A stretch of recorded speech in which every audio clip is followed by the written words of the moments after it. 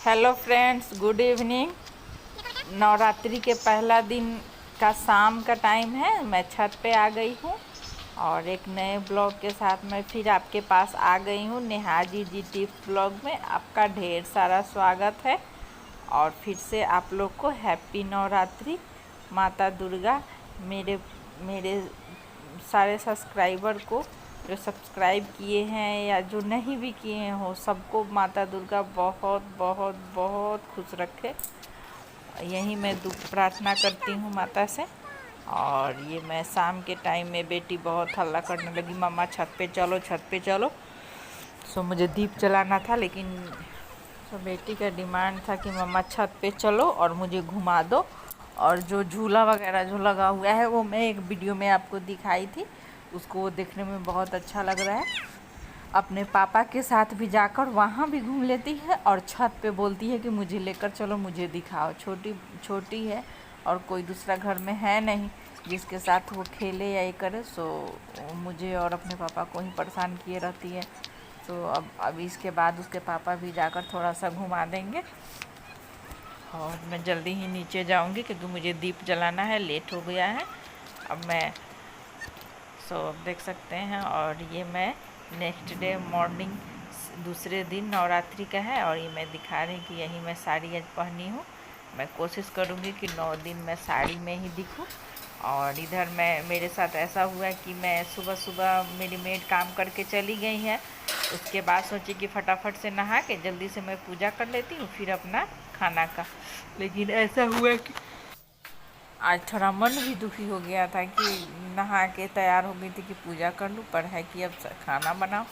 8 या 8:30 का टाइम हो रहा होगा। अभी मैं अपना कंप्लीट कर ली थी। वो पूजा के पास का बर्तन वगैरह धो के, प्रसाद काट के सब मैं कर ली थी कि मैं जल्दी जल्दी और जल्दी जल्दी नहीं, 1-1.5 घंटा तो पूजा में लगना ही है क्योंकि मैं पाठ भी करती हूँ।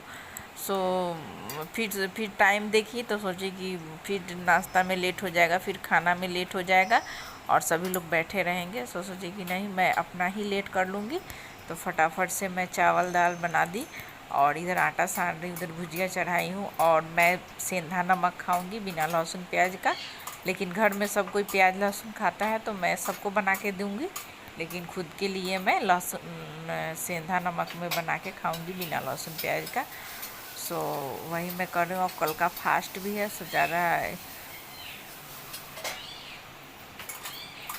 थोड़ा मन भी थक गया है, लेकिन काम तो करना ही है। सो वही मैं लगी हुई हूँ और मैं कोशिश कर रही हूँ कि जल्दी जल्दी से इस काम को निपटा दूँ और उसके बाद मैं चलूँ फिर पूजा वगैरह करूँ।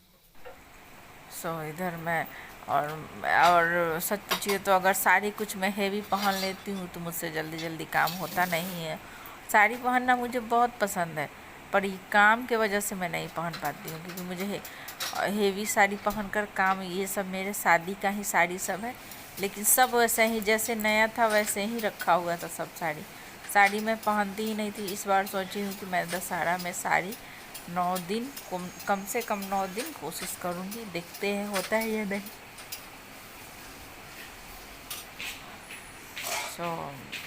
लगी हुई हूँ इधर मैं, देखते हैं इसके बाद। मैं इधर रोटी बना लेती हूँ, इसके बाद मैं दवा देकर आ गई हूँ। नाश्ता दे दूँगी और तब मैं पूजा में। और अभी बेटी को भी सबसे भारी काम है तो बेटी को खिलाना।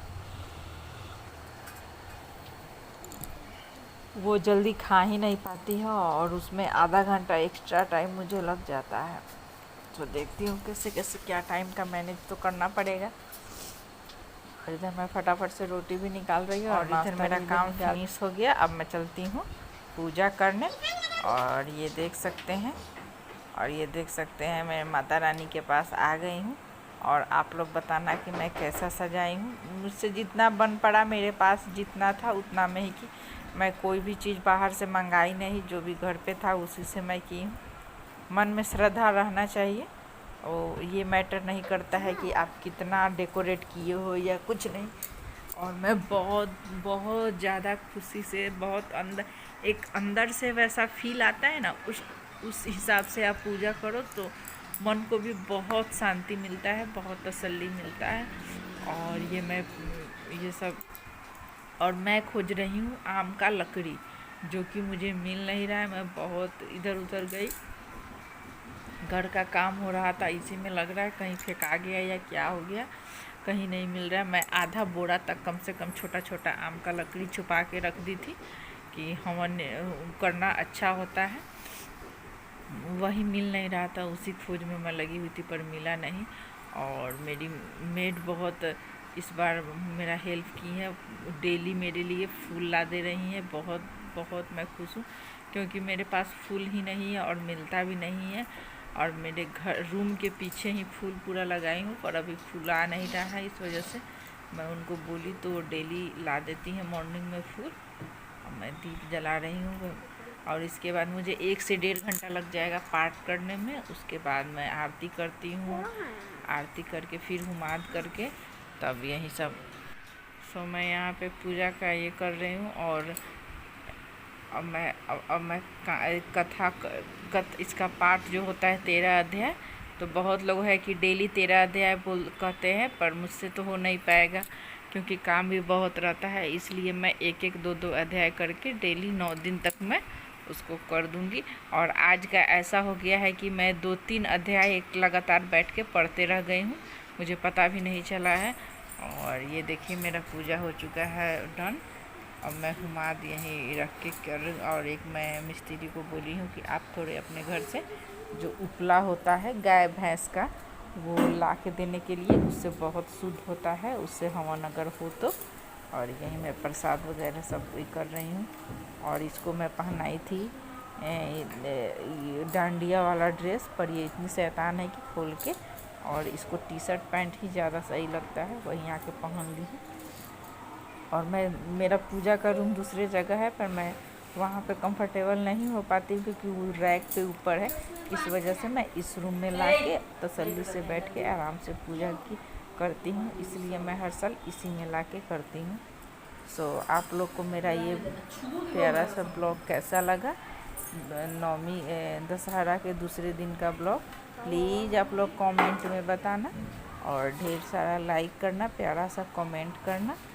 मिलती हूँ फिर नेक्स्ट ब्लॉग में, तब तक के लिए जय माता दी, बाय बाय।